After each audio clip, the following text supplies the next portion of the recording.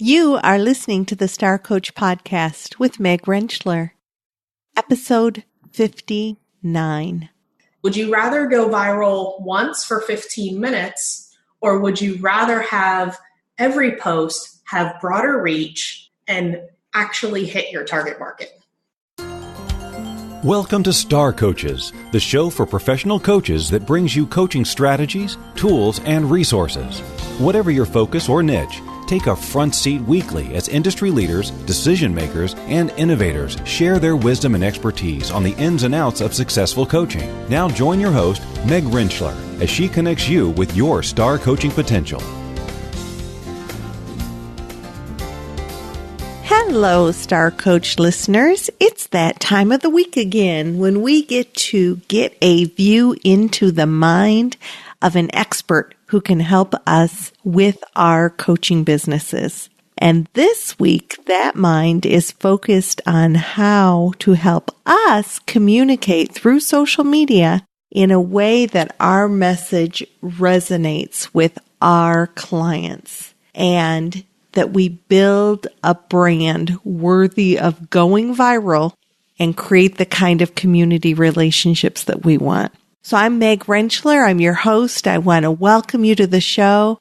My guest today is Mel De Paoli, and she was so much fun to spend time with. And this is not just one of those shows about social media and do X, Y, and Z. She shares a concept that maybe at first you're thinking, my avatar, why do I need to get clear about an avatar? And I would ask you, do you ever have trouble writing social media posts or trying to create the kind of content that really sings to your audience? That's the kind of thing that Mel is going to talk about today. And she's going to give some very specific strategies and tools for you to implement so that your messages are ringing dead true to your clients, that when your clients hear what you put out there and the message that you create truly resonates with the kinds of clients that you want to work with. Mel is an expert in branding, and she is a powerful, sought-after speaker. She's an author of 3 books on culture-driven brands and just a lot of fun to spend time with. So let's let you enjoy my interview with Mel De Paoli.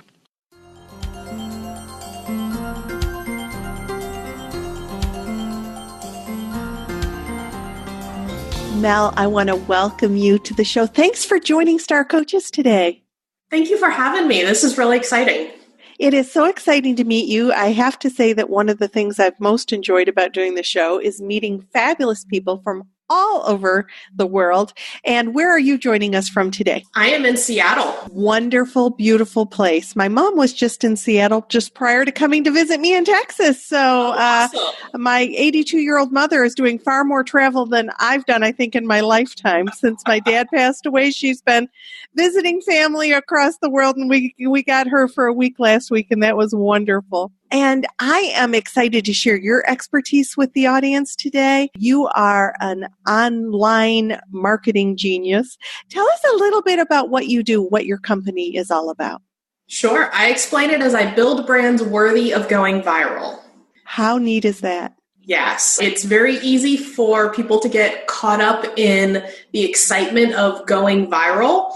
But what a lot of business owners don't realize is there's a method to the madness. And would you rather go viral once for 15 minutes, or would you rather have every post have broader reach and actually hit your target market? And if we do that, one of the things that we want to do is to create our customer avatar. And that's what we're going to talk about today. So when we create our customer avatar, what's that all about? So in the early days of the internet, it was easy to go big, go bad, go bold, and target everyone.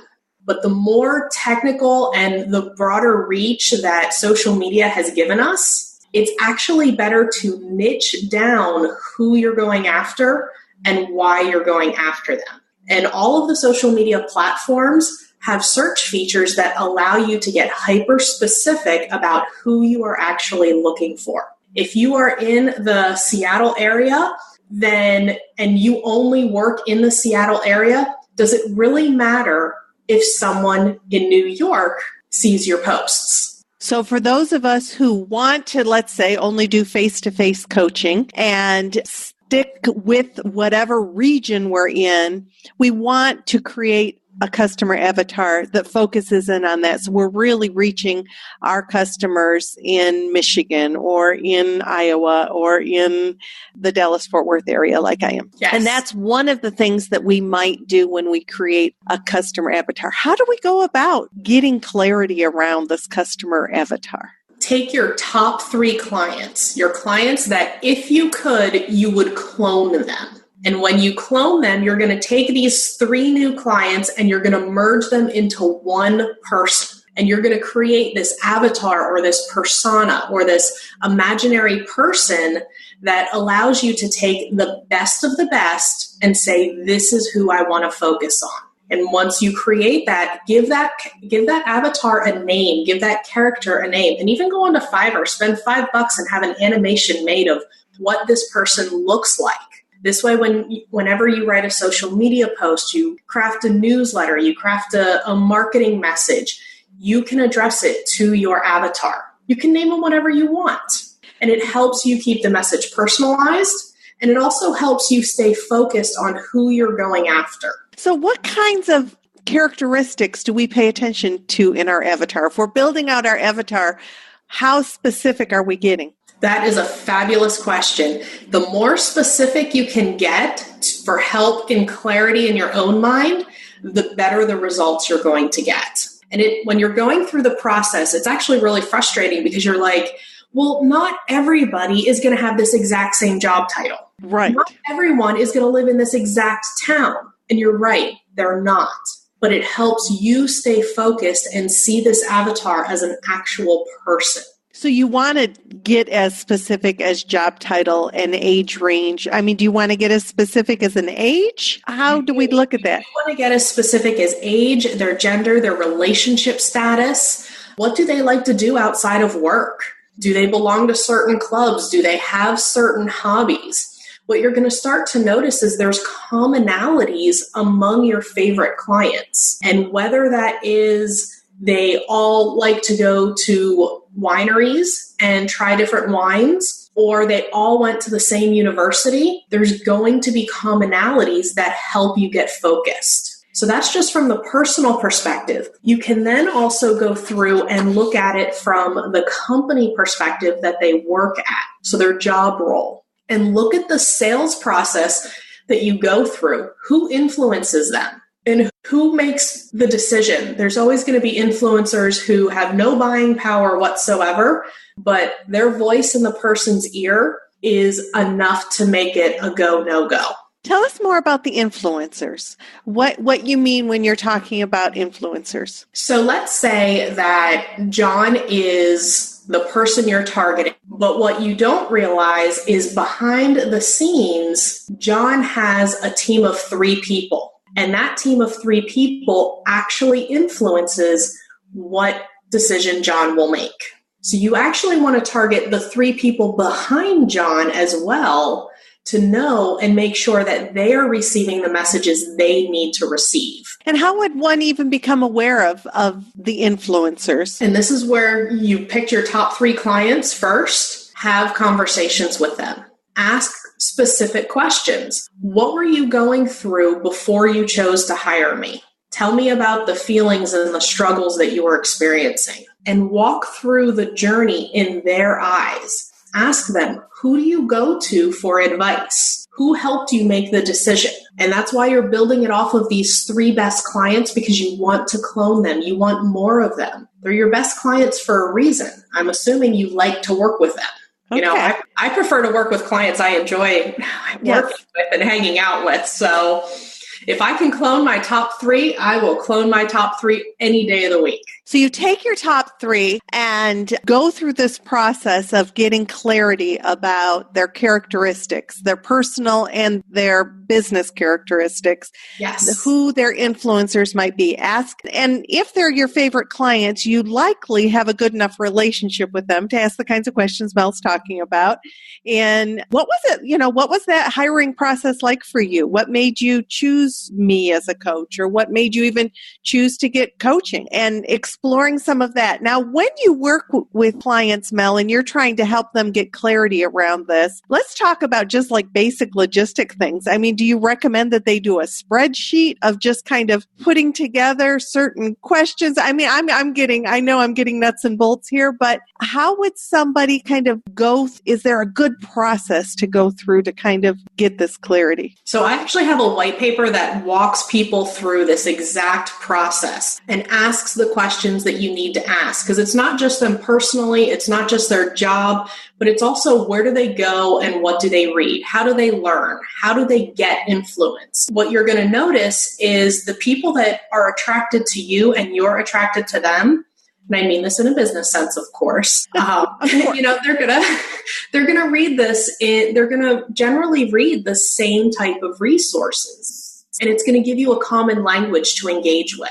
Excellent. So once you have gained clarity about your avatar, and by the way, how might people get a hold of the white paper if it's available? Yes, it is at omicle.com, OMICLE.com, and I will give you the exact link, but I believe the / it's / and then Brilliant Insights. I'm in the process of redoing my website. So if you don't mind sending me the link, I will put the link on the resource page, and then Star Coach listeners can go right to the resource page on Star Coach and get right to Mel. Perfect. That would be fabulous. Okay, so we've gone through the process and yes, we've gained clarity. And now what do we do with that information? Now we've sort of created this customer avatar. Maybe we've even gone to Fiverr and gotten a picture of it, and it's prominent so that we are crafting our messages for this avatar.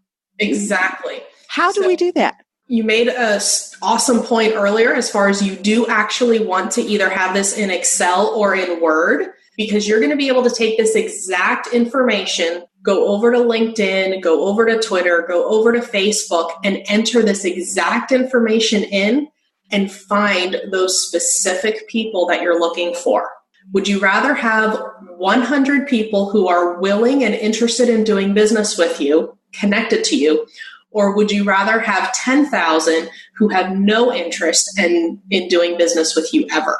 So when you say enter it in, what's that process? Let's start with LinkedIn. We're on a business show, so let's start with LinkedIn. If you go to LinkedIn's advanced search, there are different filters that you can add to your search criteria of who you're looking for on the platform. And if you're a premium member, you get even more filters that allow you to customize these search results even more. And you can take all of the information from your customer avatar and plug it in to LinkedIn search, and then LinkedIn will do all the work for you and say, here you go.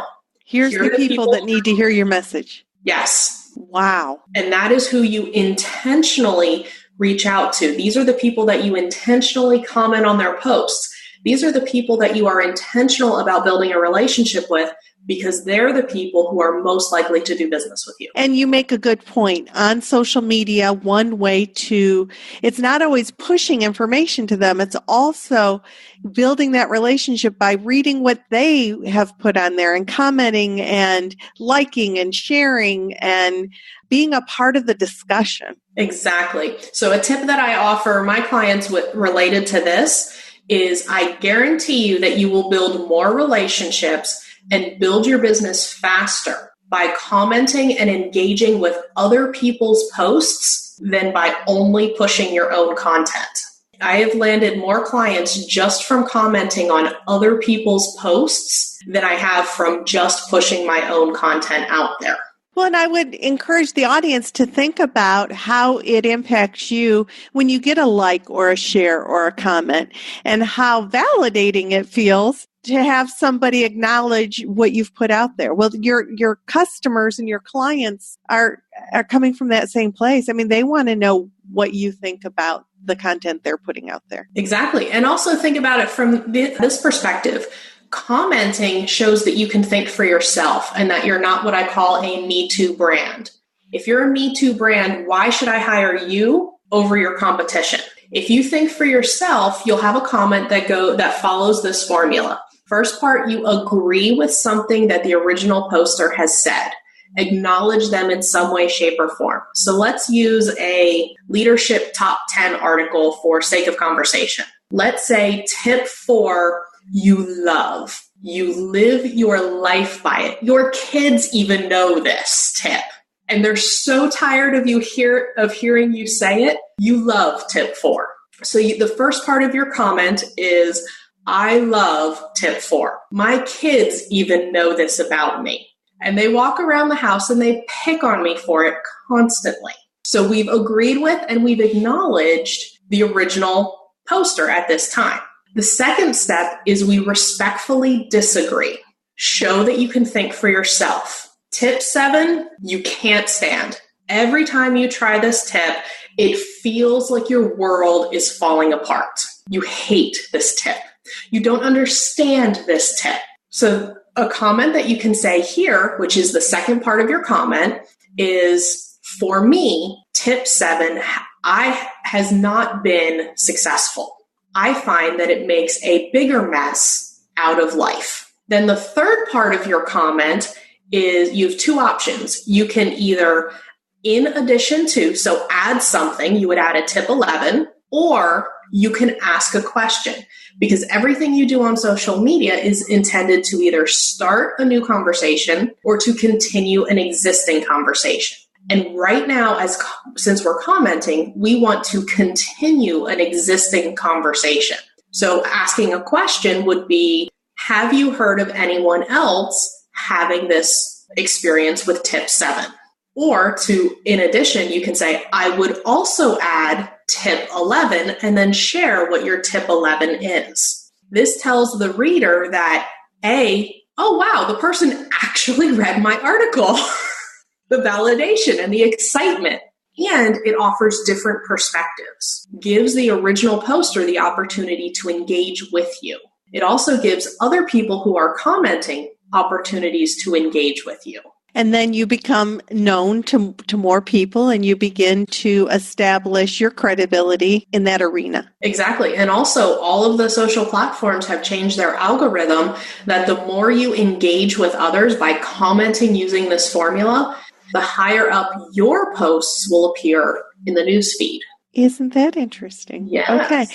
And it's once again bringing value. And I'm all about, if we're out there bringing value, we're kind of serving the community in a way by bringing our own special brand of value. That we are. Okay. So that's an excellent example of how that would work. And that would also work with Facebook. You kind of take your avatar and input into Facebook, or is that not? On Facebook, it's a little different. Facebook, you need to input your data in when you do advertising. Okay. So it's a little different on Facebook, and same thing with Twitter. It's a little different just because of how the platforms are set up. But LinkedIn, it's almost a literal translation of what you create, of what you can enter in. That's really powerful, Mel. And it also keeps you focused and guided. Right. Because there's lots of shiny objects out there. So the more, so the more we can focus in on who really are we trying to reach out of the millions and millions of people who are accessing these social media platforms. Yeah, like we were talking about earlier, not everybody on the planet needs your service. And even if they do, not everyone is a good fit for you. So it's okay to say, no, you're not a good fit for me, but you are a good fit for me. Right. And in actuality, that's doing a service, not trying to fit every person's need. You need to work with the people that really sing to you and you sing to them. That's what takes your services to the next level. That's what makes your clients huge fans and ultimately makes you want to get up and face the day. Very much so. And it also makes you stand out because the more you can get crystal clear on who your market is and the value you provide,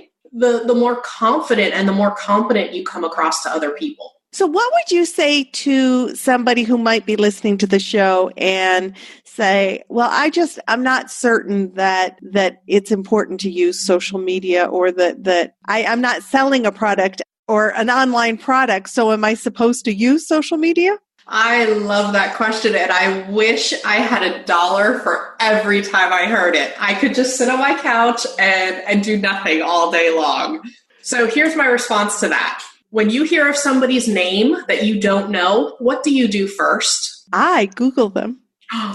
Guess what? They're Googling you. And they are looking at your LinkedIn profile. They're seeing if they can find you on Facebook. And it's even a standard HR practice now. If you cannot be found online, it is perceived that you do not exist. Let me say that again. If you cannot be found online, it is perceived that you do not exist and you are ignored. So if you want to land your next best client and you can't be found, and if you're going to be found for the value that you bring.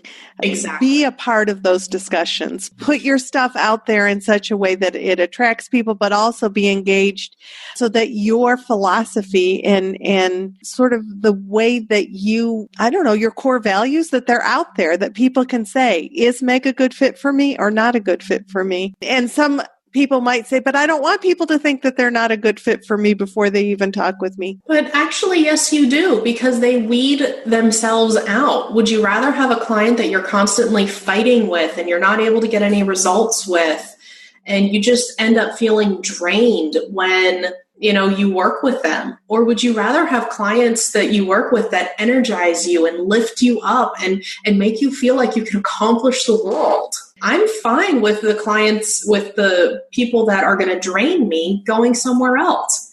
I'm even happy to refer them to somebody else because I want to be lifted up and valued just as much as they do. And that's ultimately how you get the results that bring you more clients that kind of fit in that avatar. It's one of those ripple effects that kind of occurs. It really is. Excellent. So I am sold on the importance of creating your customer avatar to be able to create clarity and credibility and a message across social media. Anything that you wish I had asked you that I hadn't asked you to bring additional clarity? Let's see. Along with building your avatar, it's also really important that you hone in on your message and hone in on the value that you provide. So for example, I have a client that it's a new client, and he came to me saying that he was in the leadership space, and he's the stereotypical leadership expert.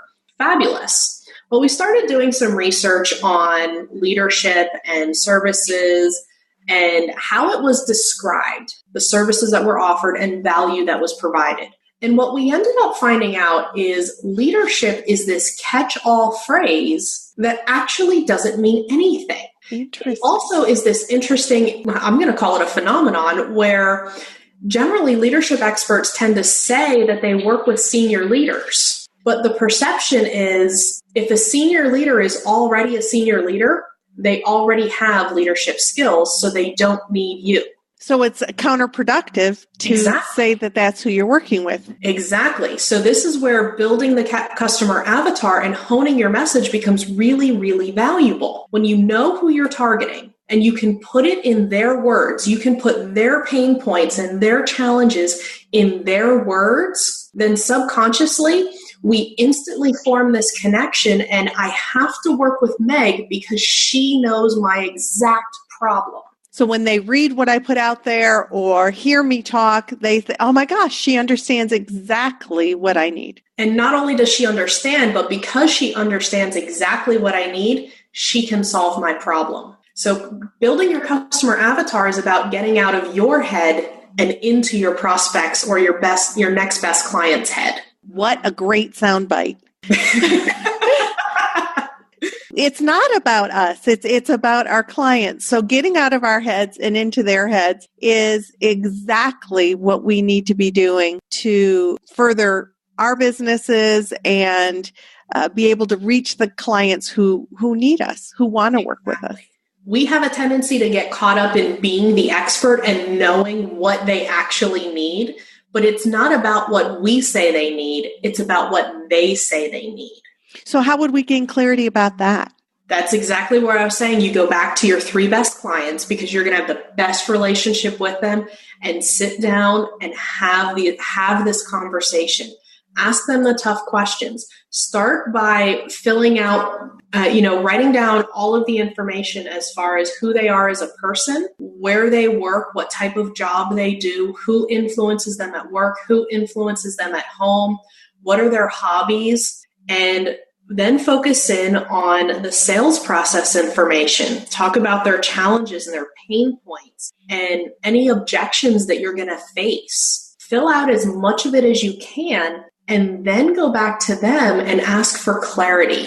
And don't do it in a way of, I think this. Say, Tom, I'm really trying to, you are one of my favorite clients and I'd love to clone you. Can you help me clone you? Help me understand where you were prior to you hiring me and what we've done since. Tom's going to be pretty pumped up and pretty excited because you just said he is your best client.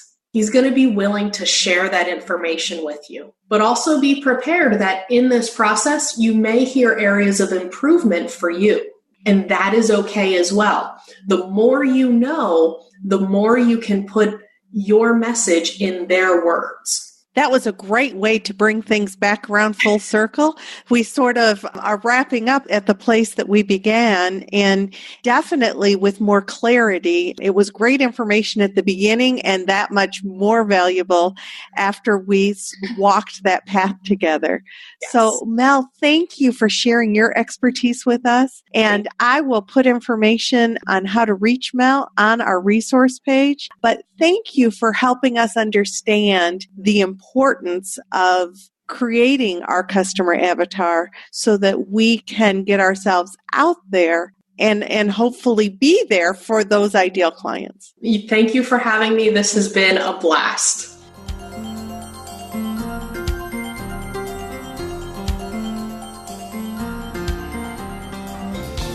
If Mel's message resonated with you the way it resonated with me, you're going to want to definitely access the resources that she's providing for us, including that white paper that she talked about. And she has a Facebook community that you can join called Brilliant Branding. That information is on my resource page along with Mel's website and how you might be able to get in touch with her. On the Star Coach Show website, you can also access our ongoing book giveaway, information about our Star Coach membership community. Our first training has occurred. We get monthly training. We have book reviews that we do as a community, as well as some awesome video content. So if you're interested in the Star Coach membership community, be sure to check that out at starcoachshow.com. Now, next week, we have another really dynamic guest. Many times we as coaches also do training and facilitation, and we want to bring the very best forward when we do that. Our guest next week is Sherry Yellen. Sherry is an expert in giving trainings the way that the brain learns. She is dynamic, she is energetic, and she is passionate about what she does. So I strongly recommend that you tune in next week to hear my interview with Sherry Yellen on brain-based learning, which might sound boring, but it is anything but. This is Meg Rentschler, thanking you for joining the show this week and wishing you the very best for your coaching success.